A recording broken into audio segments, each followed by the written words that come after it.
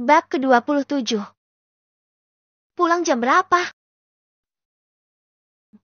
Bebas sekarang.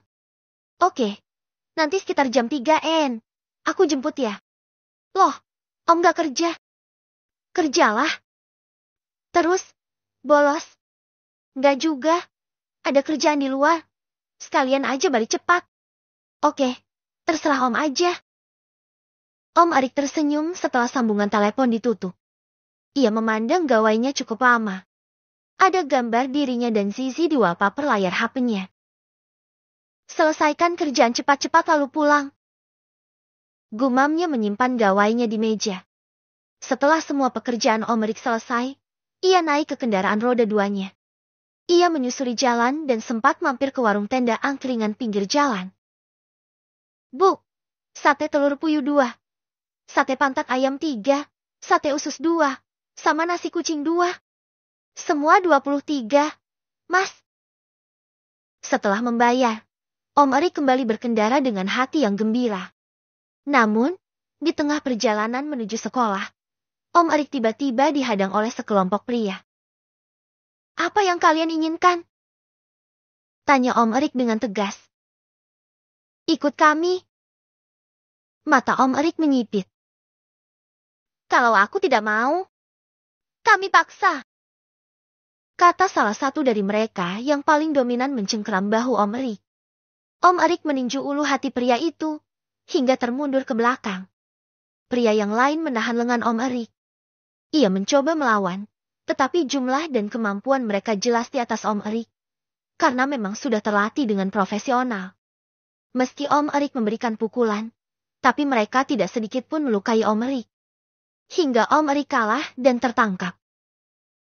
Lepaskan aku! Apa mau kalian? Mereka tidak ada yang menjawab. Bergerak dengan senyap dan membawa Om Arik ke sebuah rumah besar. Aha, ya Tuhan! Gumam Om Arik setelah menyadari di mana dia dibawa. Sesampainya di rumah besar itu, Om Arik sudah bisa menebak siapa yang membuatnya begini. Dengan tangan yang terikat, Om Arik dibawa masuk ke ruang utama. Di sana seorang wanita sudah duduk menunggu dengan kaki saling bertumpu dan tangan yang terlipat di dada. Akhir, balik juga, kata wanita itu. Mama, apa-apaan? Sini. Protes Om Arik yang dalam kondisi diikat. Apa Mama harus begini dulu agar kamu balik? Om Arik memutar mata malas. Ayolah, Ma. Aku udah pulang kemarin. Kamu kabur setelah itu. Arik. Sergah wanita yang ternyata mamanya Om Arik itu. Mama Zelin. Om Arik sama sekali tidak terkejut melihat mamanya. Zelin, yang ternyata menyuruh orang-orang tersebut untuk membawanya pulang. Sekarang katakan, kapan kamu akan bertemu dengan beberapa gadis yang sudah Mama pilihkan untukmu? Mama Zelin menatap Arik dengan tajam. Sudah ku bilang, aku tak mau. Ma, umurmu sudah 27 tahun, Arik. Setidaknya, kamu sudah siap untuk menikah. Ujar Mama Zelin. Mama juga pengen menimang cucu. Akan aku berikan cucu. Bagus. Mama Zelin melemparkan beberapa lembar dokumen yang berisi data dan foto beberapa gadis. Om Arik hanya melirik saja, lalu kembali menatap mamanya. Tapi, tidak dengan salah satu dari mereka. Mata Mama Zelin berubah tajam. Baiklah, maumu yang mana? Sudah kubilang aku tak menginginkan satupun dari mereka. Makanya, Mama nanya maumu yang mana? Kau sudah punya pacar? Hah? Enggak. Tapi, aku sudah punya wanita yang siap hamil anakku nanti. Belum sempat Om Arik menyelesaikan. Ia sudah mendapat lemparan bantal sofa di wajah. Kurang ajar. Apa Mama mengajarkan kamu untuk begitu? Tanya Mama Zelin dengan nada tinggi. Apa kamu sudah melakukan itu pada anak gadis orang? Kau ini punya adik perempuan. Arik. Kau juga mau adikmu dirusak sama pria brengsek? Ini nggak seperti yang Mama pikirkan. Mama Selin marah mendengar jawaban itu. Apa? Kamu pikir bisa menghamili wanita sembarangan dan memberi mama cucu? Katanya sambil memukuli Erik dengan bantal. Erik mencoba meloloskan diri dari ikatan.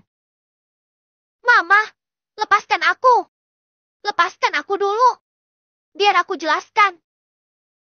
Katanya dengan suara marah. Hei, lepaskan. Kalian, lepaskan aku. Aku bukan tahanan yang perlu diikat begini. Para bodyguard Mama Selin hanya berdiri diam, tidak berani melawan perintah majikannya. Lepaskan aku sekarang. Perintah Erik dengan tegas. Namun, Mama Selin yang lebih berkuasa mengancam bodyguardnya. Jika kalian menuruti Erik, kalian semua akan mendapat masalah besar. Ancamnya. Tidak ada yang berani melawan perintah Mama Selin. Om Erik semakin kesal. Mama, mari kita bicarakan ini baik-baik. Katanya dengan suara tegas. Sudah, Erik. Tapi kamu yang selalu membuat Mama kesal. Om Erik menghela napas panjang. Aku sudah menikah. Hahaha, jangan coba-coba membohongi Mama. Aku benar-benar sudah menikah. Ma, aku bisa berikan buktinya pada Mama. Tapi lepaskan ikatan ini dulu. Sudah kuduga. Kau hanya beralasan. Mama Selin melipat tangan di dada. Om Erik menghela napas berat. Ia melirik pada bodyguard mamanya itu. Ambilkan tasku kemari. Perintahnya. Bodyguard itu melirik Mama Selin, dan wanita itu mengangguk pelan. Lalu bodyguard itu berjalan keluar tak lama muncul dengan membawa tas ransel milik Om Erik. Buka ikatanku agar aku bisa mengambil sesuatu di dalam sana. Tidak perlu. Biar Mama saja. Mama Selin mengambil alih tas dan menggeledah isinya. Hanya ada laptop, beberapa lembar dokumen handphone Om Erik. Yang mana? Lepaskan ikatanku dulu, Ma. Mama Selin mengambil gawai Om Erik. Berapa kodenya? Tanyanya sambil menekan tombol dan gawai itu menyala.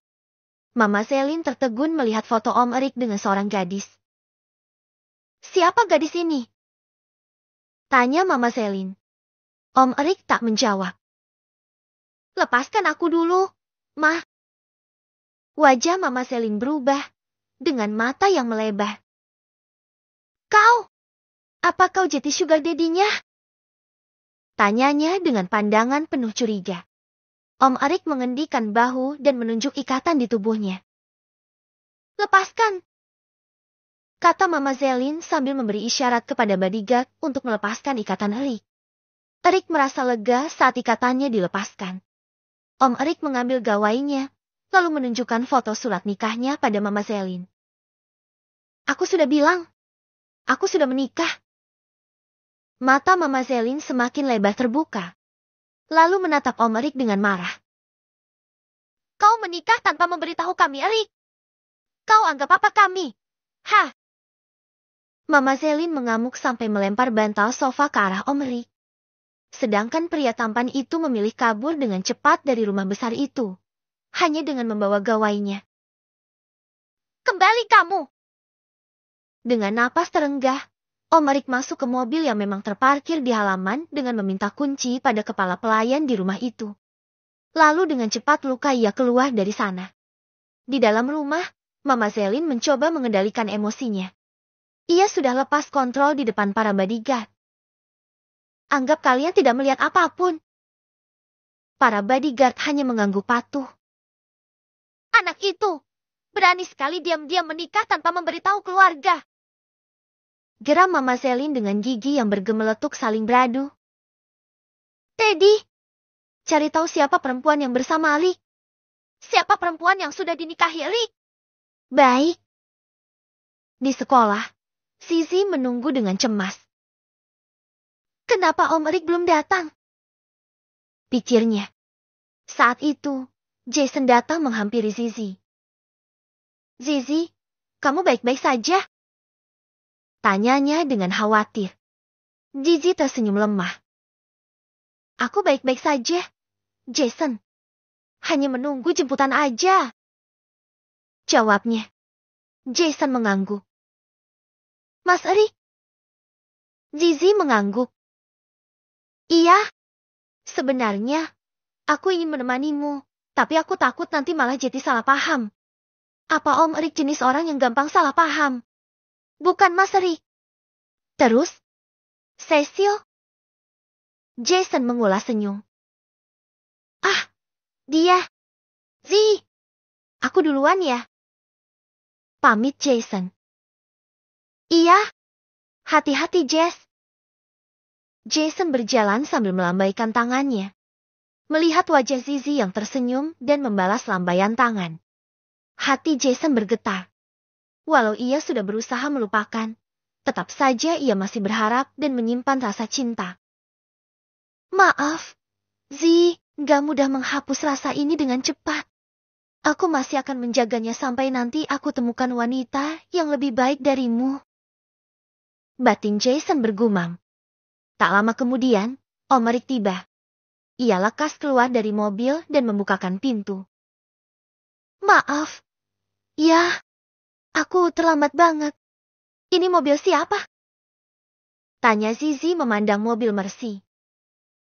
Gak penting. Ayo masuk. Zizi juga tak mau memikirkannya. Ia masuk saja menuruti suaminya.